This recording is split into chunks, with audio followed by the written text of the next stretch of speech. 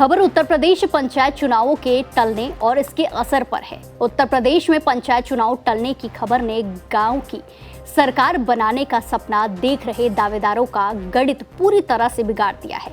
गोरखपुर के साथ साथ पूरे प्रदेश में जहां कुछ समय पहले तक मुर्गा मीट की दावतें, भारी भरकम पोस्टरबाजी और भंडारों का दौर चल रहा था, वहां अचानक से सन्नाटा पसर गया है।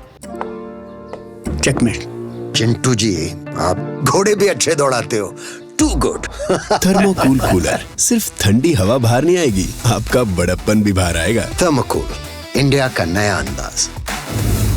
चुनाव में हो रही देरी को देखते हुए संभावित प्रत्याशियों ने अपनी जेब पर लगाम कसनी शुरू कर दी है और खर्च कम संपर्क ज्यादा की नई रणनीति अपना ली है।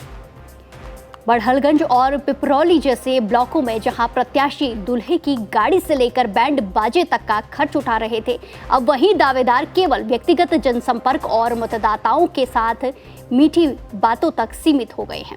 चुनाव की आखिरी तारीखों और आरक्षण सूची को लेकर बनी अनिश्चितता ने दावेदारों की बेचैनी बढ़ा दी है, क्योंकि उन्हें डर है कि अगर चुनाव और खिंचा तो समर्थकों को एकजुट रखना और खर्च का बोझ उठाना नामुमकिन हो जाएगा। अब ये प्रत्याशी दावतों की जगह बीमारी या फिर दुर्घटना जैसी सामाजिक मौकों पर ही हाजिरी लगाकर अपनी मौजूदगी दर्ज करा रहे हैं। कई दावेदार तो अब सरकारी योजनाओं का लाभ दिलाने का भरोसा देकर मतदाताओं को साधने में जुटे हुए हैं।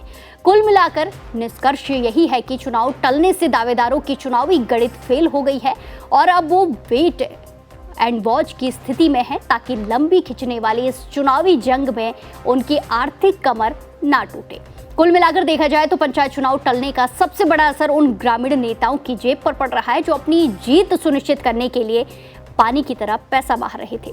राज्य निर्वाचन आयोग द्वारा वोटर लिस्ट के प्रकाशन की तारीख को 10 जून तक बढ़ाए जाने और ओबीसी आरक्षण के पेचीदा ट्रिपल टेस्ट फॉर्मूले ने चुनाव की उम्मीदों को अधर में लटका दिया है। गोरखपुर के गांव-गांव में अब खर्चीला चुनावी शोर तो नहीं है, लेकिन पर्दे के पीछे की राजनीति और अधिक गहरी हो गई है।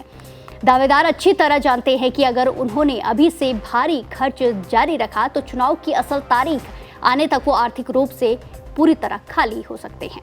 इसीलिए अब मुर्गा मीट की दावतों का दौर थम गया है और उसकी जगह डोर टू डोर कैंपेन और व्यक्तिगत संबंधों ने जगह ले ली है।